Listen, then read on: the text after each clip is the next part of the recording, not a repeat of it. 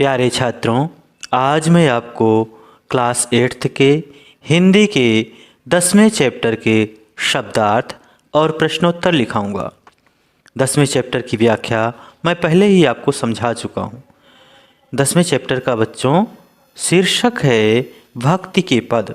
भक्ति के पद में बच्चों मीराबाई और रसखान के पद दिए हुए थे, इनको मैं आपको समझा चुका हूँ। आइए अब इसका प्रश्न अभ्यास कर लेते हैं।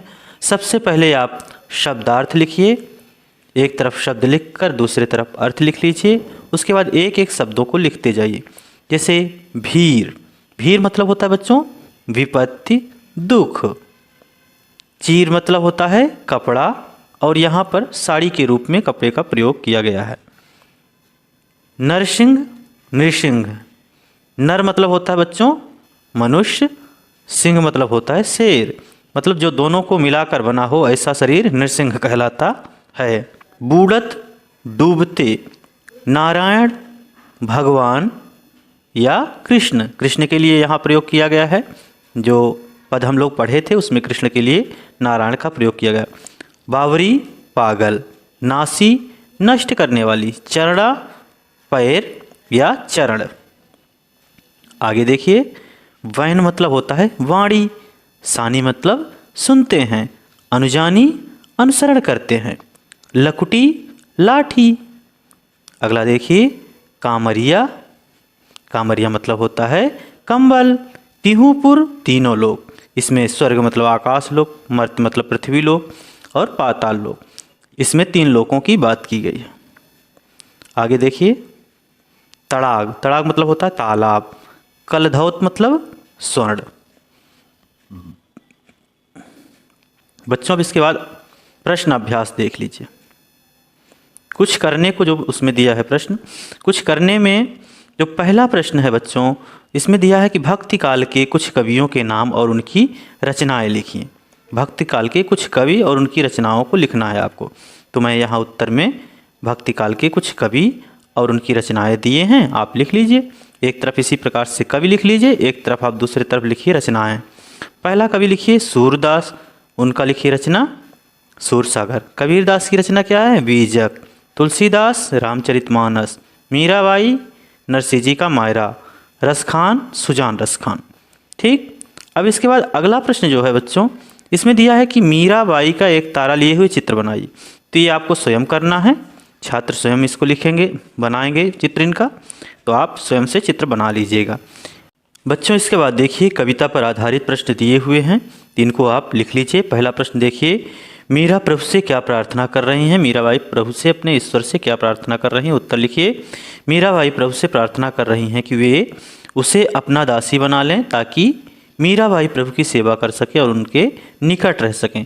तो बच्चों इस प्रकार से मीराबाई अपने भगवान, अपने आराध्य भगवान श्री कृष्ण से वो प्रार्थना करती हैं कि हे ईश्वर, मुझे अपनी दासी बना लीजिए, मैं आपके पास रहूं और आपकी सेवा करती रहूं। इस प्रकार से वो कहती हैं।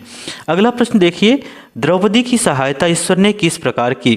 तो ईश्वर ने द्रौपदी की किस प्रकार से सहायता की थी? उत्तर लिखिए। ईश्वर ने चीर या साड़ी बढ़ाकर क्या किया था? द्रौपदी की सहायता किया था। द्रौपदी की सहायता ईश्वर ने क्या किया था? साड़ी बढ़ा करके किया था। अगला प्रश्न देखिए, प्रश्न नंबर 3, कवि रसखान ने वाणी की क्या विशेषता बताई है? कवि रसखान ने वाणी की क्या विशेषता बताई? उत्तर लिखिए। कवि रसखान ने वाणी की विशेषता बताते हुए कहा है कि वाणी द्वारा ही हम ईश्वर का गुणगान करते हैं। तो उन्होंने क्या कहा कि हम वाणी के माध्यम से ही अपने आराध्य का गुणगान करते हैं, अपने ईश्वर का, अपने भगवान का गुणगान करते हैं। छात्रों प्रश्न नंबर 4 देखिए, कवि रसखान ने तीनों लोकों के राज्य को श्री कृष्ण की किन वस्तुओं से तुच्छ कहा है? श्री कृष्ण की किन वस्तुओं से तुच्छ कहा है? उत्तर लिखिए बच्चों। कवि रसखान ने तीनों लोकों के राज्य को श्री कृष्ण की लाठी और कंबल से तुच्छ कहा है। तो तीनों लोग का अगर उनको राज्य मिलता है तो वो कहेंगे कि हम इसको नहीं लेंगे, बल्कि हमको अगर उसके बदले में श्री कृष्ण का लाठी और कंबल मिल जाए तो वो मेरे लिए ज़्यादा श्रेयस्कर होगा। इस प्रकार से कवि रसखान कहते हैं। 5वां प्रश्न देखिए बच्चों। 5वां प्रश्न है, यहाँ पर बिंदी रख लेना आप त्यों में।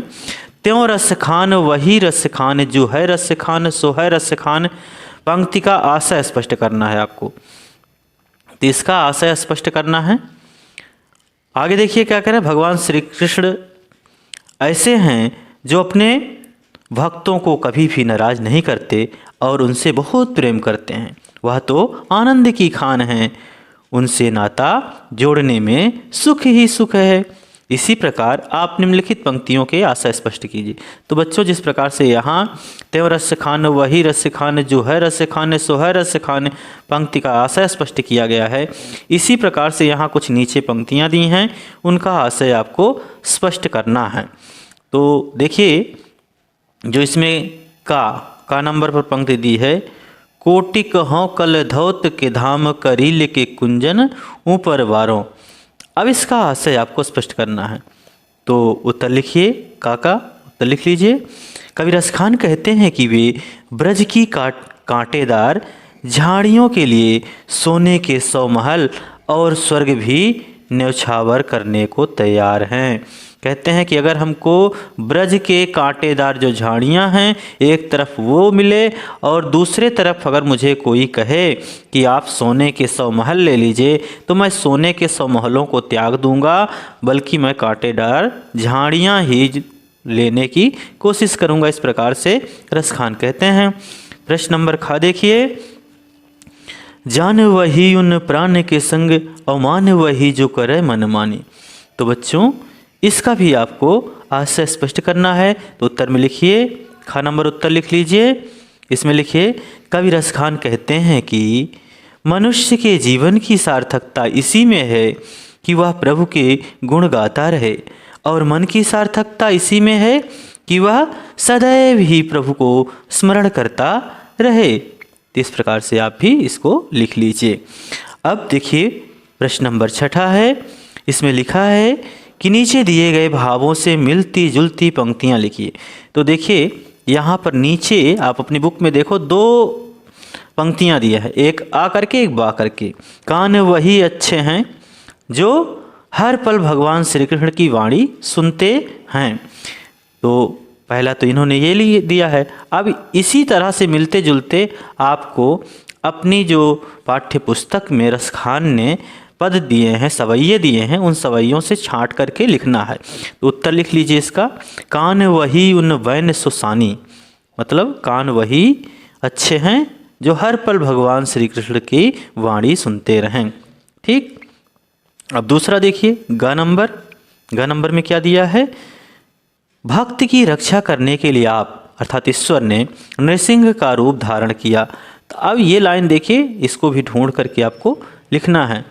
तो लिख लीजिए, भक्त कारण रूप नरिहर धरियो आप शरीर। भक्त कारण रूप नरिहर धरियो आप शरीर। तो बच्चों, आज का ये चैप्टर यहीं पर समाप्त होता है।